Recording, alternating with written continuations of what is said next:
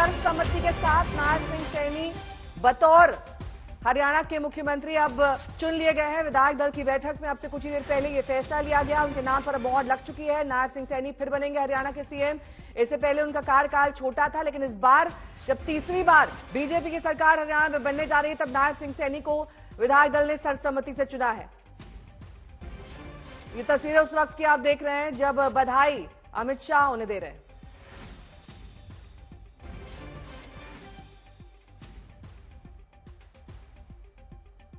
अगर नौकरी मिली, यहाँ के कई सारे दिग्गज नेता मुख्यमंत्री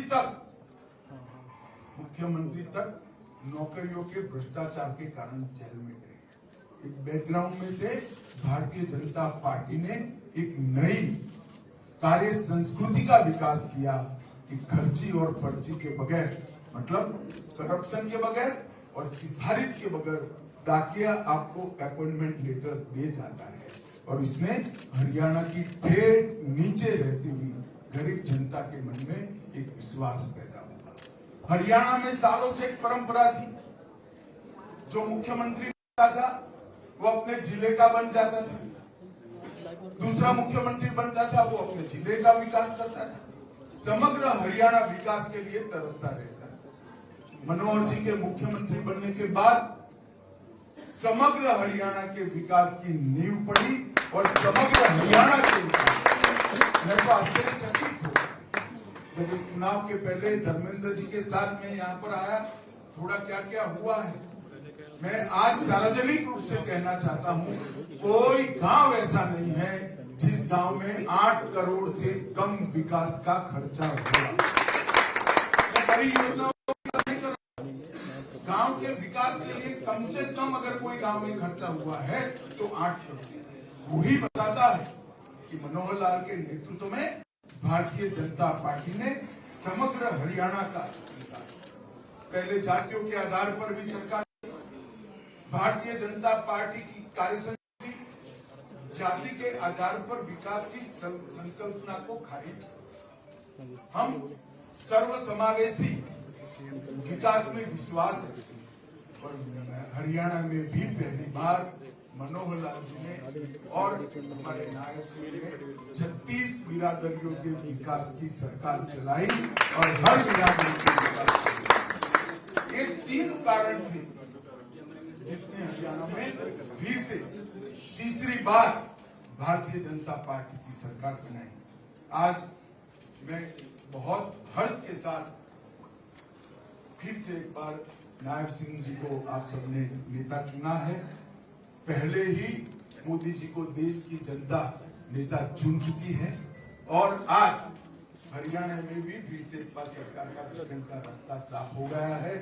तो तीसरी टर्म के लिए लगातार 15 साल के लिए यहाँ डबल इंजन की सरकार आएगी, जो हरियाणा का संपूर्ण विकास करेगी। हरियाणा ने इस 10 साल में मनोहर लाल जी के नेतृत्व में कई सारे विकास के काम, मैं पूरी गाथा तो नहीं बता सकता, मगर मैं कुछ चीजें जरूर बता। एक भ्रांति फैलाई गई कि किसानों को अन्याय होता है। मैं आज विपक्ष को इस मंच से कहना चाहता हूं, पूरे देश भर में 24 की 24 फसल खरीदने वाला कोई अगर एक राज्य है तो मेरी भारतीय जनता पार्टी के शासित हरियाणा। जो एमएसपी की बात करते हैं उनको मैं बताना चाहता हूं, एमएसपी पर सबसे ज्यादा अगर खरीदी किसने करी है तो नरेंद्र मोदी जी ने करी है, कांग्रेस के शासन में। और हुड्डा साहब को भी मैं बताने जा रहा हूं, आप थे तब ना भावांतर था ना एमएसपी पर खरीदी थी। ये हमारी सरकार ने, भारतीय जनता पार्टी की सरकार ने। और आज मैं फिर से मेरा वादा दोहराना चाहता हूं, अग्निवीरों को भड़काने में विपक्ष ने कोई कमी नहीं। अग्निवीर युवाओं को अन्याय करने वाली योजना नहीं है, सेना को युवा बनाने वाली योजना है, सेना को मजबूत बनाने वाली योजना है। और ये भारतीय जनता पार्टी का वादा है कि अग्निवीर का वापिस आया हुआ एक जवान वो भारत सरकार और हरियाणा सरकार में पेंशन वाली नौकरी प्राप्त करेगा। इसमें किसी को हरियाणा ने इस देश के सेना में हर 10वां जवान हरियाणा से, और हरियाणा ने इस देश के अन्न के भंडार में हमारी सरकार की प्रायोरिटी युवाओं की रोजगारी और हमारे किसानों की खुशहाली, ये हमने हमारे घोषणा पत्र में रखा है। मुझे विश्वास है नायब सिंह की सरकार इसी तरह से काम करेगी जिस तरह से हमने सारे 9 साल भ्रष्टाचार विहीन, लोकाभिमुख और गरीब कल्याण करने वाली सरकार को आगे बढ़ाया। ये सरकार 36 बिरादरियों की होगी, इसका भी मुझे पूरा विश्वास है, और ये सरकार हरियाणा के हर गांव का विकास करेगी, उसका भी मुझे विश्वास है। मोदी जी ने करीब हरियाणा के विकास के लिए 10 साल में 1,43,000 करोड़ रुपया और 1,26,000 करोड़ रुपए के विकास के प्रोजेक्ट्स, एक प्रकार से आप देख लीजिए तो 2,75,000 करोड़ रुपया इतने छोटे से 10 साल में दिया है। जो कांग्रेस के 10 साल मिला ले तो सिर्फ 41,000 रुपया, 41,000 करोड़ के सामने 2,75,000 करोड़ रुपया मोदी जी ने दिया है। और मोदी जी ने इस चुनाव में भरोसा दिया है कि भारत सरकार भी हरियाणा के विकास के लिए कटिबद्ध है। अतः मैं हरियाणा की जनता को भी विश्वास दिलाना चाहता हूं, जो ऐतिहासिक मैंडेट आपने दिया है, भारतीय जनता पार्टी की सरकार आपको निराश नहीं करेगी। हर गांव का विकास होगा, हर व्यक्ति का विकास होगा, कानून और व्यवस्था की स्थिति भी चौबंद रहेगी और भ्रष्टाचार का नामो निशान रहेगा। मैं फिर से एक बार हमारे सर्वोच्च नेता मोदी जी को भी बहुत बहुत बधाई देता हूं, क्योंकि उनके नेतृत्व में भी हम चुनाव लड़े थे और एक ऐतिहासिक विजय प्राप्त करे हैं। हमारे सारे प्रभारी, चार प्रभारी, धर्मेंद्र भाई, विप्लव देव, हमारे सुरेश जी और पुनिया जी, चारों ने भी बहुत परिश्रम से चुनाव का आयोजन किया और आप सबने भी कठोर मेहनत कर विजय सिंह की प्राप्ति की है। और नायब सिंह सैनी जिनके नेतृत्व में हम चुनाव लड़े, इतना बड़ा मैंडेट मिला है, सभी को बधाई, हरियाणा की जनता को बधाई। और नायब सिंह को चुनकर आप सबने उचित ही निर्णय किया है, ऐसा मेरा भी मानना है। आप सभी को भी बहुत बहुत बधाई। धन्यवाद। हमारे बीच आज हरियाणा के यशस्वी गृह मंत्री जी ने विधायक दल का नेता चुना और हमारे कार्यकारी मुख्यमंत्री अमन भारद्वाज मेरे सहयोगी इस वक्त तमाम जानकारी के साथ बैठक के बाहर मौजूद हैं। अमन, देखिए, नायब सिंह सैनी के लिए सब कुछ काम कर रहा है। पहले तो बीजेपी तीसरी बार वहां सरकार बनाने जा रही है, भारी बहुमत मिला है, सब कुछ बीजेपी के अगेंस्ट था, फिर भी बीजेपी वहां पर जीत गई। अब सेहरा तो उन्हीं के सर बनना था, ये तो बिल्कुल तय था।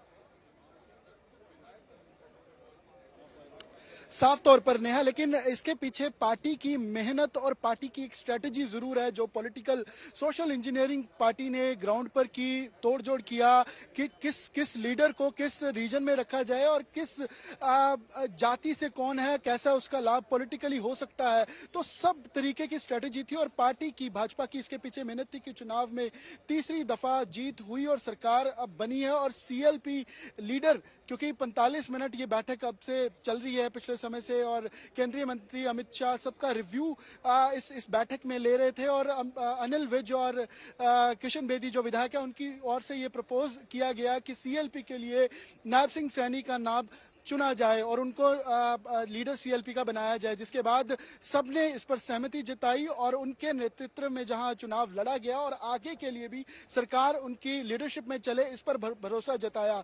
और अब क्योंकि सरकार का पूरा जितनी इसके पीछे मेहनत थी वो कहीं ना कहीं अब रंग लाई है और आगे के लिए, क्योंकि अभी कुछ देर में बैठक खत्म होगी, तो गवर्नर के पास, हरियाणा राज्यपाल के पास जाकर अपना जो क्लेम है सरकार बनाने के लिए वो दावा पेश किया जाएगा और अगली रणनीति बनाई जाएगी कि किस रीजन से कौन विधायक जीता है, पार्टी में किसने कितनी मेहनत की है। आपको क्योंकि नायब सिंह सैनी इस ऐलान के बाद बोल रहे हैं, बड़े मैंडेट के साथ हरियाणा के लोगों ने आदरणीय मोदी जी की नीतियों के ऊपर मोहर लगाई है। इसके लिए भी मैं आदरणीय धर्मेंद्र प्रधान जी का दिल से बहुत बहुत धन्यवाद करता हूँ। आदरणीय हमारे विप्लव देव जी और हमारे सतीश पूनिया जी और हमारे सुरेंद्र नागर जी, उनका बहुत बहुत मैं स्वागत करता हूं। और हमारे बीच में अभी हमारे जो इस विधायक दल की चुनाव प्रक्रिया के नाते हमारे बीच में आए हैं, मध्य प्रदेश के हमारे बहुत ही लोकप्रिय मुख्यमंत्री आदरणीय मोहन यादव जी, उन्होंने जो हम सब का मार्गदर्शन किया है, मैं हरियाणा की जनता की तरफ से इनका भी बहुत बहुत स्वागत और धन्यवाद करता हूँ। मैं धन्यवाद करता हूँ आदरणीय मनोहर लाल जी का, मैं धन्यवाद करता हूँ आदरणीय राव इंद्रजीत सिंह जी का और आदरणीय कृष्णपाल जी जो हमारे केंद्रीय मंत्री हैं, तमाम हमारे सांसदगण हरियाणा के, उन सब का भी दिल से धन्यवाद करता हूँ कि जो दिन रात कड़ी मेहनत करके और हमारी डबल इंजन की सरकार नीतियों को जन जन तक पहुंचाने का काम किया है। और इतना बड़ा विश्वास जो हरियाणा की जनता ने आज तीसरी बार कंटिन्यूटी के अंदर ये भारतीय जनता पार्टी के ऊपर किया है, ये विश्वास ये नरेंद्र मोदी जी की नीतियों का विश्वास है, ये नरेंद्र मोदी जी की ही गारंटी है जिसके ऊपर आज हरियाणा ने विश्वास किया है। और ये प्रण हरियाणा के लोगों ने लिया है कि हम मोदी जी के उस संकल्प को 2047 तक जो विकसित राष्ट्र बनाने का संकल्प आदरणीय मोदी जी ने लिया है, उसको आगे बढ़ाने का हम कार्य करेंगे। आप सबको मैं बहुत बहुत बधाई देता हूं। पुनः आदरणीय अमित शाह जी का बहुत बहुत धन्यवाद और मोहन यादव जी का यहां पहुंचने पर स्वागत करता हूं। और हम सब मिलकर के मैं विश्वास दिलाता हूं आदरणीय अमित शाह जी को कि हमारी जो ये टीम है, इसमें कुछ लोग और भी हैं जो आजाद इंडिपेंडेंट जीत करके आए थे, उन्होंने भी भारतीय जनता पार्टी को अपना समर्थन वो दिया है। उन सब को साथ लेकर के जो हरियाणा के लोगों की अपेक्षा है, आदरणीय अमित शाह जी, ये पूरी टीम उस अपेक्षा के ऊपर खरा उतरेगी। आदरणीय मोदी जी और आपके सपनों को जो भारत आप बनाना चाह रहे हैं, उस भारत को बनाने में हम कृत संकल्प होते हुए आगे बढ़ने का काम करेंगे। मैं पुनः आप सबका बहुत बहुत स्वागत और धन्यवाद करता हूँ।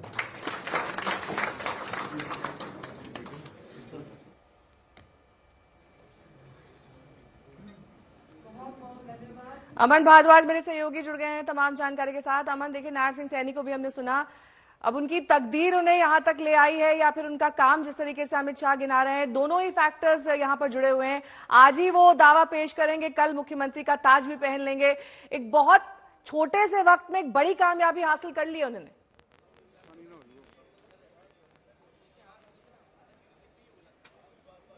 बिल्कुल बिल्कुल। और इसके पीछे क्योंकि पार्टी के लीडर्स, चाहे वो स्टेट लेवल पर हो चाहे सेंट्रल लेवल पर, जो एकजुटता पार्टी ने हरियाणा में दिखाई, कोई भी लीडर्स जो यहाँ पर थे उनका क्लैश नहीं पार्टी ने होने दिया। और अमित शाह के यहाँ आकर सीएलपी की बैठक का, इसकी अगुवाई करने का और बैठक में सबका रिव्यू लेने का भी मतलब यही था कि अगर किसी के मन में त्रुटियां है भी तो उसको भी आज के दिन खत्म किया जाए और एक संदेश एकजुटता का भाजपा की ओर से जाए। इसी कारण से, और नायब सिंह सैनी का जिस तरीके का स्वभाव रहा पिछले 3 महीने में, जिस तरीके की उन्होंने 10 साल की उपलब्धियां गिनवाई, पीपल सेंट्रिक पॉलिसीज जो थी, जितना लोगों के लिए काम किया गया, उसकी एडवांटेज कहीं ना कहीं राजनीतिक तौर पर सरकार बनाने के लिए हासिल भाजपा ने की है। और इसी के चलते अब अगली रणनीति भी तय की जाएगी, क्योंकि आज राज्यपाल के पास सरकार बनाने का दावा पेश किया जाएगा। समय राजभवन से ले लिया गया है, हरियाणा राजभवन से, और वहीं मुलाकात कर अपना क्लेम जो है वो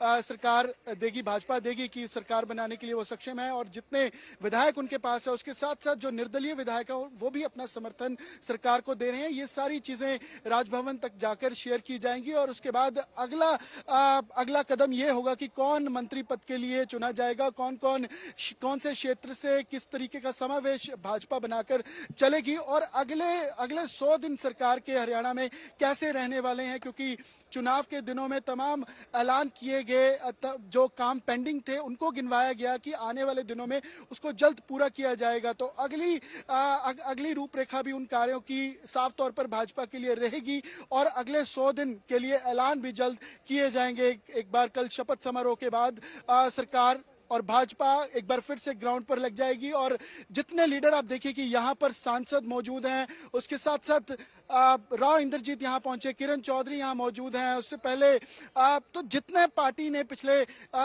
3 महीने में, पिछले 100 दिनों में मेहनत की है, तो वो लीडर साथ साथ और उन कामों को लेकर चर्चा की गई, उन कार्यों को लेकर आज सीएलपी की बैठक में अगले दिशा निर्देश भी दिए गए हैं कि सरकार ने किस दिशा की ओर जाना है, कौन से कार्य सरकार के हैं जिस पर प्राथमिकता रहेगी। और उसका संदेश भी जब केंद्रीय मंत्री अमित शाह संबोधन कर रहे थे उसमें भी देखने को मिला। अग्निवीर की उन्होंने बात की, रोजगार की बात की, किसानों को लेकर एमएसपी की बात की, और साथ साथ अगले दिनों में हरियाणा में किस तरीके का बदलाव आएगा, जो पिछले 10 साल में कहीं कमी रही है उसको कैसे पूरा किया जाएगा। तो ये सीएलपी की बैठक में एक दिशा निर्देश जरूर अंकित किया गया है। और अब कुछ देर में नेहा यहाँ से बैठक खत्म होगी और राजभवन जाकर मुलाकात की जाएगी, दावा पेश किया जाएगा। जानकारी के लिए आपका